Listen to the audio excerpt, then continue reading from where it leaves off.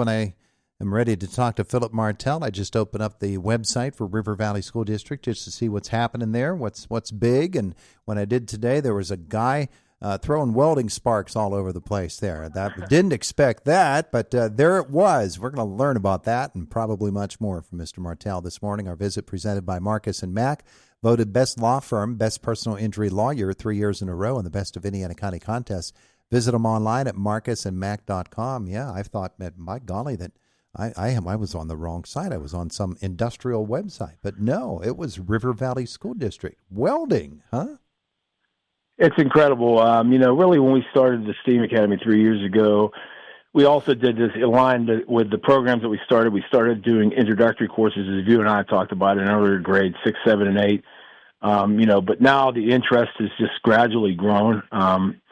We did a tour with our freshmen yesterday. We have about roughly 102 freshmen, and we have 81 of them that want to sign up for programs for next year when they go into 10th grade. So we will be well up over 55 to 60% of kids in grades 10 through 12 in these programs, which truly kind of validates why we did what we did. We're going to see the fruits of the reward here. So I'm excited about it. But welding next year will have 40 of our own students. And if you think about that, in a district with our population size, there's a need in this country for that. So when we had career centers that only could take 2 kids into a program like welding, and the rest of them can't, that's a problem. We should never deny a student a career path or deny them by wherever they live or a zip code. We need to create that pathway for them as much as possible. Well, I'm excited. One of the interesting things about it is that students, we tend to think of grades as the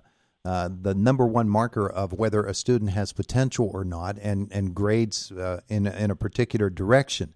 But sometimes it isn't grades so much as it is abilities, and certainly students who have an interest in welding or some other of those hands types of jobs, those utility type jobs, they recognize immediately that there's a real opening for them to make a wonderful living, and welding is one of the really, really burgeoning job forces out there right now.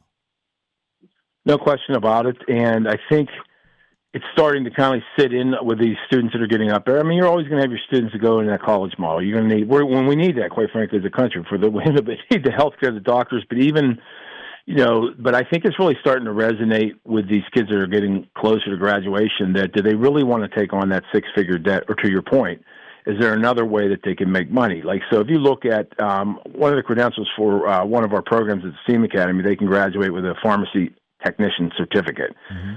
That job, they can go right into the workforce and make anywhere from $60,000 to $75,000. Yeah. And think about if you were going to pharmacy school, what a great way to help offset that cost if you do even want to be a pharmacist. You know what I'm saying? So it's just, to your point, there's an abundance of pathways, but I think it's starting to really finally sink in, because I think some of these students probably look at their parents, and their parents are still probably have massive student debt. Right, and they're probably.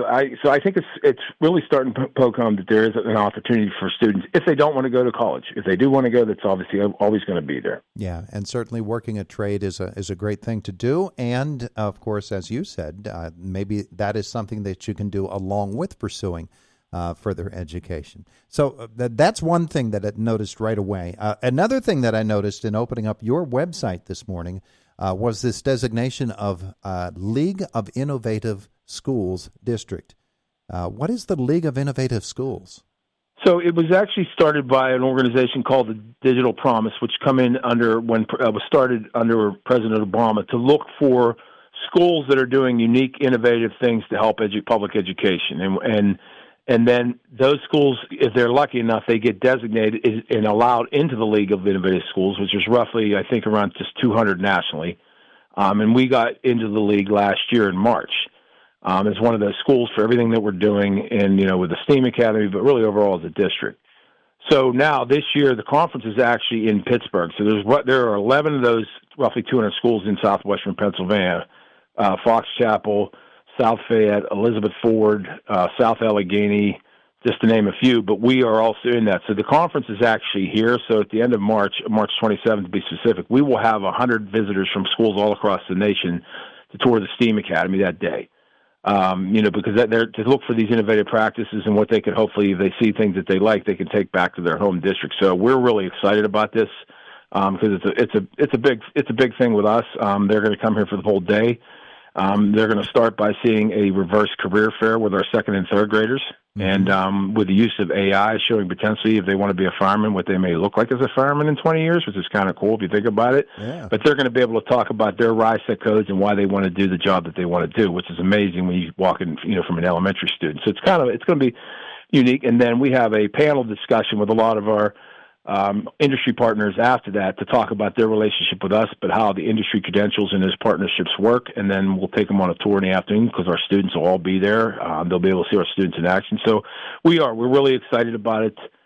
We have some dignitaries coming down to that day as well to speak to them. And but it's going to be it's a big day for the district, something we're very proud of. Oh, you know that when you were a teenager and there was company coming over, Mom said, "Philip, get that room cleaned up." You're probably going to get that place all shined up, aren't you? They do. Our staff, custodial staff at Salzburg is incredible. Kristen, who's our head custodian down there, I mean, the building's impeccable. Now, I will tell you, it's awesome when you have someone like Tracy Richards to make sure the job's getting done down there, too, Mm-hmm. So, but they take pride in it. I always say that when we walk in there. But, we're excited, too, because that day, the tours will be conducted by our student ambassadors, our students, actually. So I think it's important for people to understand, and not hear from me or not to hear, but to be able to talk to the teachers and talk to the students about how they're benefiting from what we're doing with the STEAM Academy. I think it's really an authentic conversation. Yeah. Yeah. Well, we know that's going well, and I always did enjoy that building. I thought it's a great building. All right, let's get across the district with some other things. That is the month of March. It's the first week of March, and everybody is so anxious to shed the winter clothes and get outside. You can't do it today, but warmer weather is coming, and a chance for students to, shake it off a little bit. And it's a really important thing for them to be able to break out of the winter doldrums and do something fun, isn't it? It is, and I was just actually talking to our maintenance director yesterday because we made a nice little outdoor seating area for the students during lunch, and we took it for a ride in the fall where they can just go outside the cafeteria. We have a patio set up with umbrellas and chairs. It really, to your point, it's just, and it blossomed. They loved it. So we actually bought some more tables. We're going to do some things to do that again. And, having the facility here too, Todd, because, you can get onto the field and walk the track, obviously. Just to your point, to be able to get outside there, take a gym class out there to do something, it goes a long way. Yeah, it really does, and you're right about that facility there. And so through the course of a day, do classes go outside? Do they walk the track? Do they take advantage of it during the day? It's not just a nighttime sports venue. No, correct. They can take fully advantage of it, and even now, our baseball and softball team are taking advantage of it because, as you know, a couple warm days we had, but the fields are still underwater. So now, they're going to be able to take advantage of that where they may not even, they would have normally been in a gymnasium. So that's a big bonus for our athletic programs. Because the field house construction is on the other end, they're nowhere near it.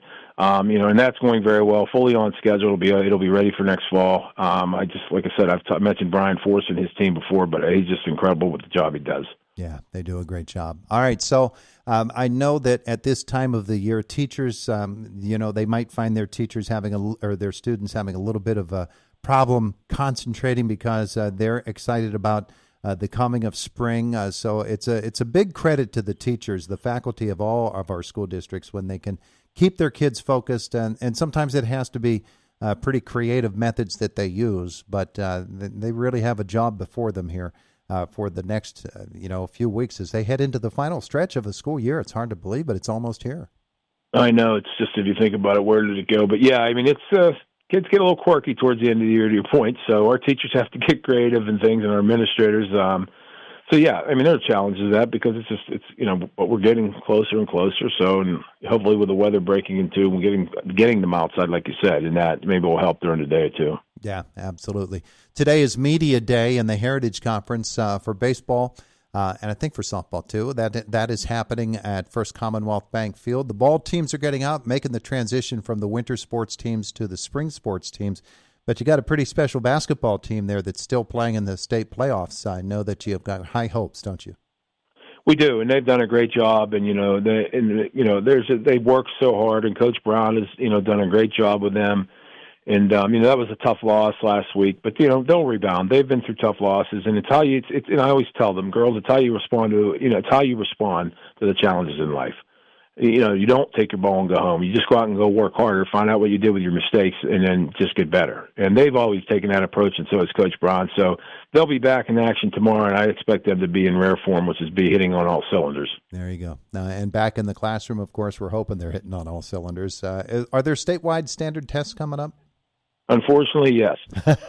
I know you ask different school districts about that, and it's a different approach really from every school district. How do we view them? What's our perspective on them? But the bottom line is you got to take them, don't you? Unfortunately, and I'm just hoping if the president does downsize the Department of Ed and they do give more power back to the schools, like back to the state, and we had a productive meeting with Representative Struzzi a few weeks ago, and he said, Phil, how much time do your teachers have to spend, and how much money? Can you put a number to that? Because when I have my hearing, I want to be able to quiz them on it. Because at the end of the day, Todd, they're not doing the job we need them to do. But the only people benefacting are these large companies that own these testing organizations. But we figure just in our school district alone, the amount of time teachers have to use for prep, the work that has to go in for the testing, it's $500,000.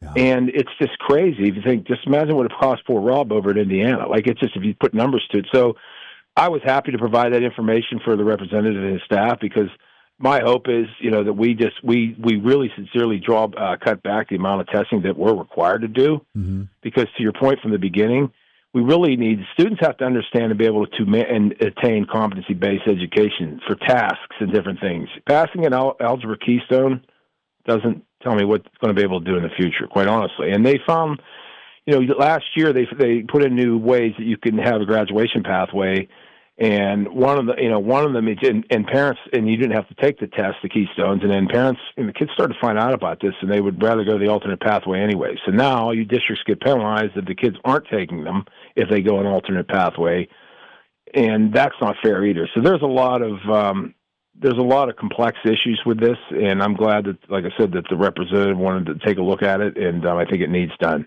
Yeah. And hopefully they can get the budget fixed too. Yeah. You figure all that time preparing for tests that really aren't germane to the kids' education, and what it does is it robs the teachers of actual teaching time with their students. It does, and most of them just, fortunately, because the portion of their evaluations ranked on it, they teach to a test. Now, that's not the way the education should work. Yeah.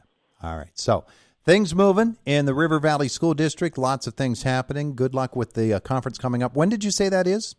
Tomorrow night. We play Towanda School District, I believe. Yeah. No, I was talking about the big deal at the STEAM Academy.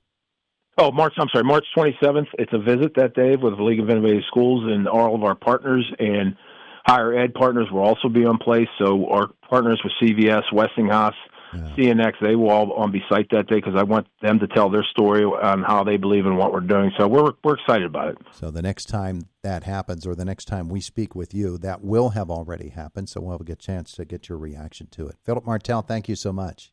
Thank you, and have a great day, Todd. You too. Philip Martell and the River Valley School District, and it is the voice of Indiana County. It's WCCS 101.1 FM, AM 1160, and WCCSradio.com.